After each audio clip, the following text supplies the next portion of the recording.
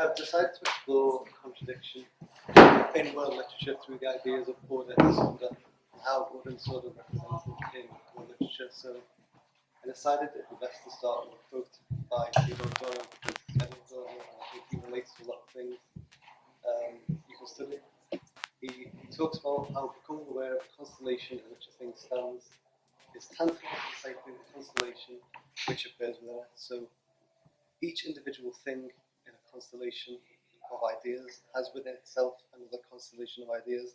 I think this kind of self-constellation and contradiction is a really, really important aspect of world literature that I hope with this poster we can kind of explore.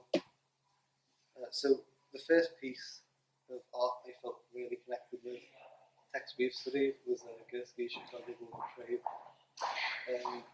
It's like a kaleidoscopic and chaotic representation of a trading floor, and it linked up really well with interesting Animals People.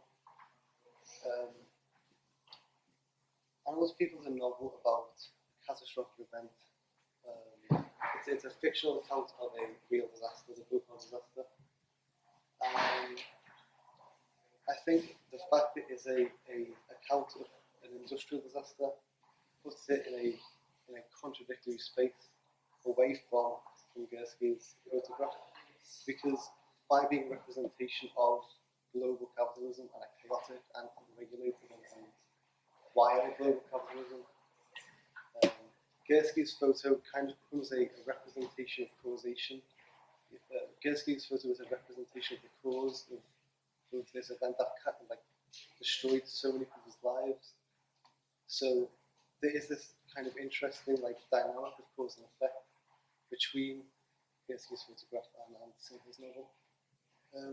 However, I don't think they're entirely contradictory, because I think there are themes in Gursky's photograph which are also found in the novel. Namely, there's a monologue Animal gives us.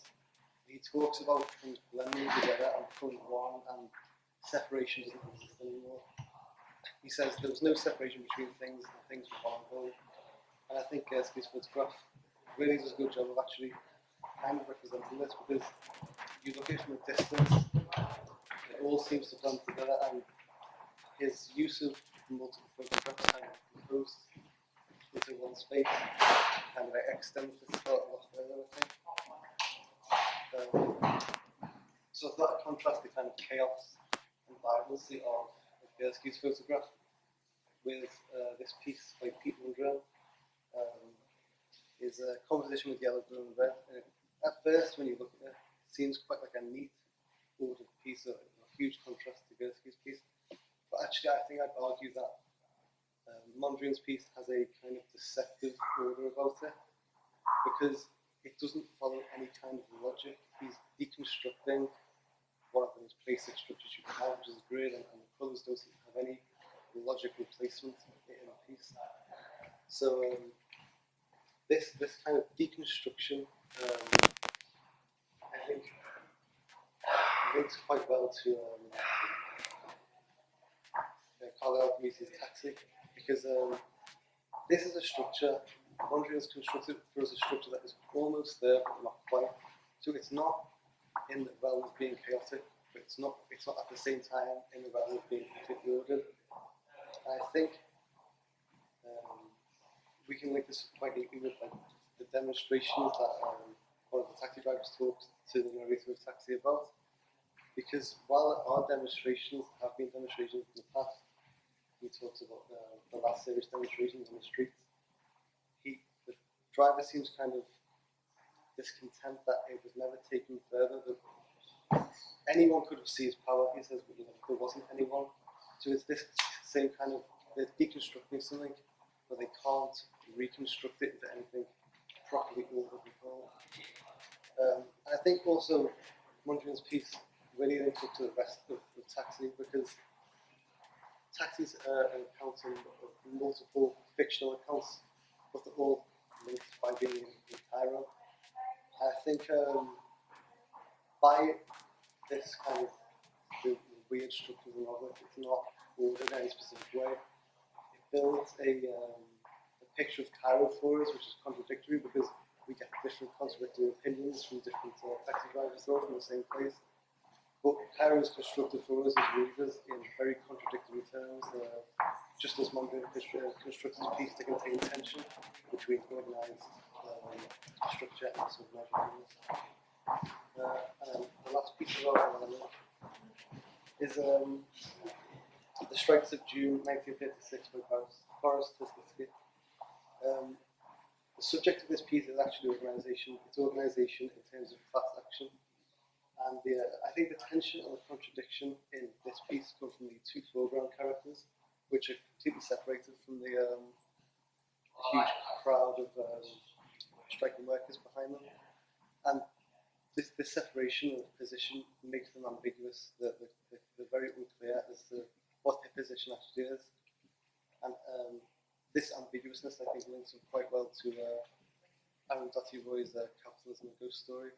Because Roy talks about the tensions within Indian politics between the government and displaced workers who have begun to pathetic and join the forces of Maoist rebels. And Roy also talks about the contradictions and tensions between the rich Indians and the Indians that are far, far below the poverty line.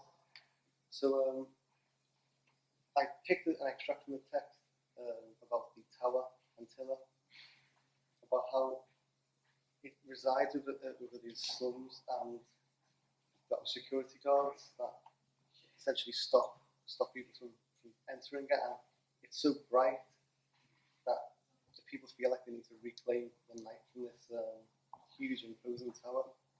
So I think these two foreground figures are quite illuminated by this quote, because they can exist in, I think, two contradictory points. Either they're away from the crowd because they want to sever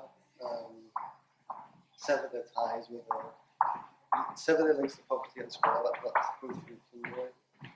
Or conversely, they might just be foregrounded for emphasis to still be movies who want to take back their status stolen from them. Now, I don't want to conclude by drawing together the artwork so much as I want to conclude by thinking about what constellation and contradiction means actually for world literature. I think when we read world literature, we view it in terms of a canon and a peripheral collection of texts.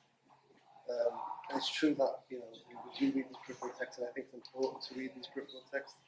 But I don't think we can entirely separate them. I think the periphery and the canon has to constellate, because without each other, neither of them can really exist. Because for a canon to be a canon, it has to define itself in negative terms against peripheral text. It has to be widely read, and vice versa. So, no doubt the themes.